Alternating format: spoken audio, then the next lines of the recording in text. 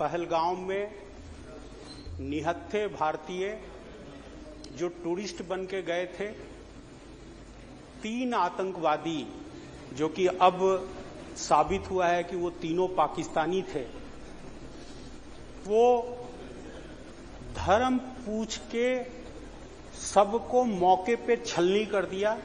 उनकी पत्नी, उनके बच्चे वहीं खड़े थे और ये निर्दयी, निशंस, जो भी शब्द कहा जाए वो कम होगा, करने के बाद देश के लोग सख्ते में आ गए थे कि कट्टरता का ये प्रकाष्ठा कि आप धर्म पूछ रहे हैं, कपड़े उतरवा रहे हैं और उसके बाद उसके परिवार के सामने उसको मार रहे हैं। जब ये घटना घटित हुआ तो देश के प्रधानमंत्री जी दिल्ली से बाहर थे, तुरंत वापस आए और मुझे आज भी याद है कि बिहार के मधुबनी जिले में एक रैली में उन्होंने बड़ी दुख और हुंकार के साथ ये कहा था कि एक एक मौत का बदला आतंकवाद से ही नहीं, आतंक के सरगना से लिया जाएगा। और फिर सेना को सरकार ने खुली छूट दी। दिन सेना तय करेगी, जगह सेना तय करेगी और समय सेना तय करेगी। और इस प्रकार से, अरे भैया, ट्रंप भी बताऊंगा, अभी बता दूंगा, ट्रंप भी बता दूंगा।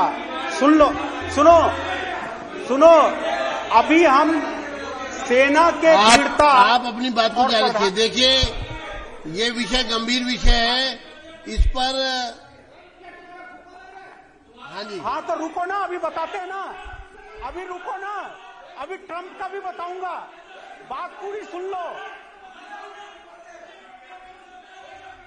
सर, जब सेना को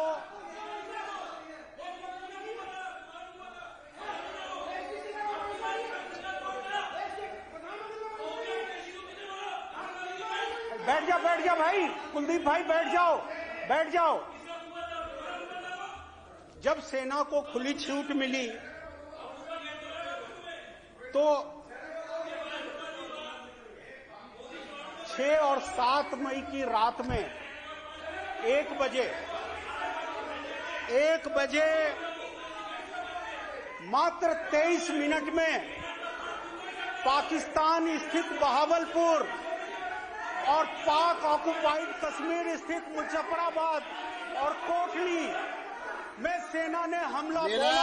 विपक्ष के सदस्यों से कृपया के सरगना थे, उनके अड्डे को ध्वस्त करके 23 मिनट में भारतीय सेना अपने देश वापस आई। मैं इस सेना का नमन करता हूं और इनकी वीरता का भूरी जानबूझ के चर्चा रोक रहे हैं। ये जानबूझ के सेना के खिलाफ, सेना के बारे में चर्चा रोक रहे हैं। ये चर्चा जानबूझ के रोकी जा रही है।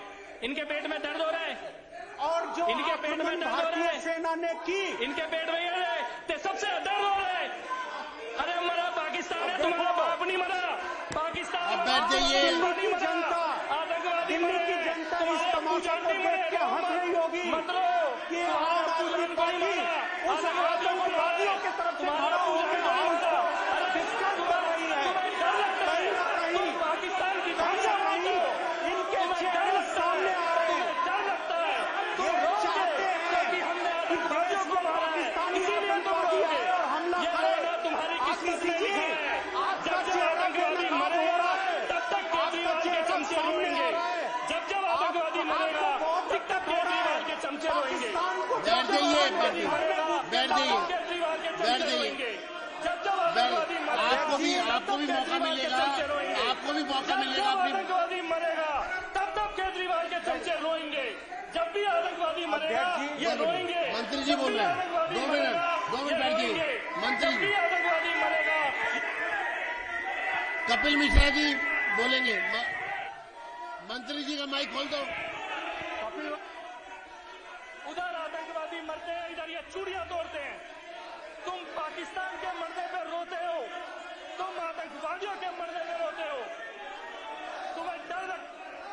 अध्यक्ष जी, देखिए आपको भी मौका मिलेगा, आप अपना नाम भेजिए, आप अपना नाम भेजिए, आपको मौका मिलेगा, आप भी अपनी बात कहिएगा। तो शोर मचाने से तो बात नहीं बनेगी। अध्यक्ष जी, सेना पाकिस्तान में घुस के आतंकवादियों के अड्डे को ध्वस्त करती है, उसमें हमारे विपक्ष के साथी को एतराज है। बैठिए, चलिए शुरू करिए। अरे बैठिए, बैठिए।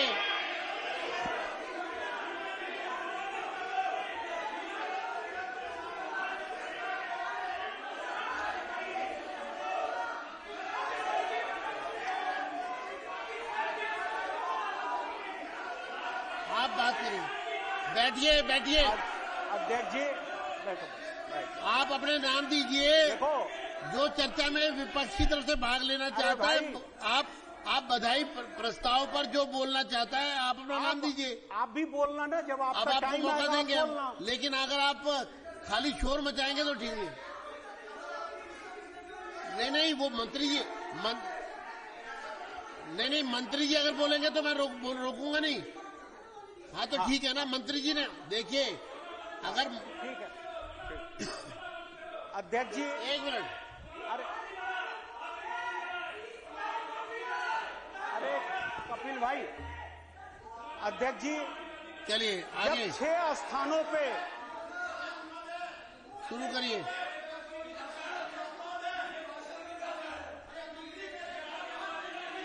आप बैठिए, आपको मौका मिलेगा।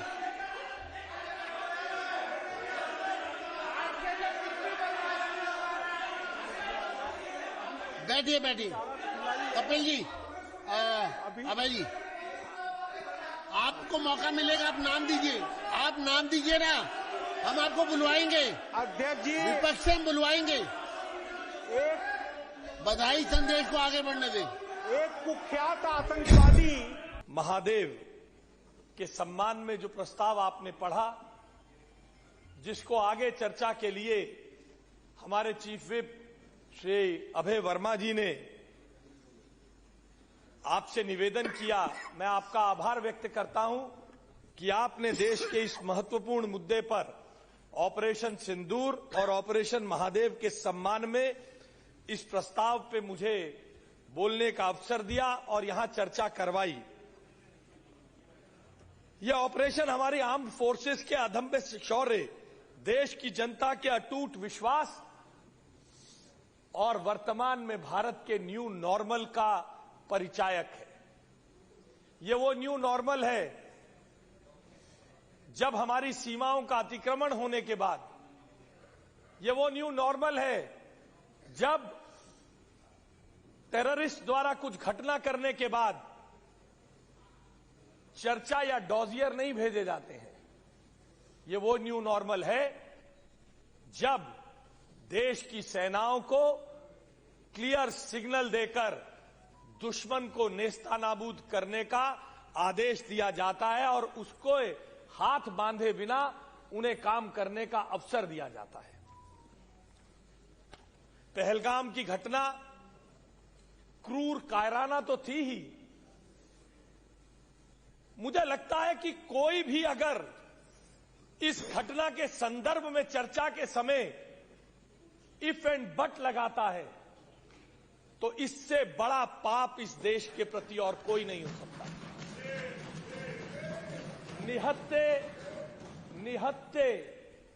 निहत्ते टूरिस्ट को धर्म पूछ कर पॉइंट ब्लैंक रेंज पर गोली मारना और उसके बाद फौज के एक्शन पर सवाल उठाना, ये इस देश के साथ द्रोह से कम नहीं गिना जाना चाहिए। आदरणीय अध्यक्ष जी, साहब मैंने तो नहीं कहा आप उठा रहे हैं, मैंने कहा आप उठा रहे हैं। मैंने तो कहा अरे भाई आप इससे सहमत है ना, कोई उठाए तो उसका वो देशद्रोह गिना चाहिए। मैंने तो नहीं कहा आपने किया, आप क्यों मान रहे मैंने आपके बारे में कहा? नहीं देखिए हाँ मैं देखिए मैं इसी मानसिकता के बारे में कहता हूं कि जब हम इसके बारे में बात करते हैं आप पूछते पीओके क्यों नहीं लाए। ये दर्शाता है कि आपके मन में आज भी श्री अरविंद केजरीवाल ने जिस प्रकार सबूत मांगा था उसी मानसिकता को आप आज भी पोषित कर रहे हैं। आपके मन में उन टूरिस्ट के प्रति, देखिए आपके मन में उन टूरिस्ट के प्रति कोई भावना नहीं है। मैं उन टूरिस्ट जिनकी जान गई थी उनके प्रति यहां श्रद्धांजलि अर्पित करता हूं जिन्होंने इस हमले में अपनी जान गंवाई, और आदरणीय प्रधानमंत्री के डिसाइसिव पॉलिटिकल निर्णय का, उनकी डिसाइसिव पॉलिटिकल एक्शन की प्रशंसा करता हूं, देश की सेनाओं के शौर्य की प्रशंसा करता हूं।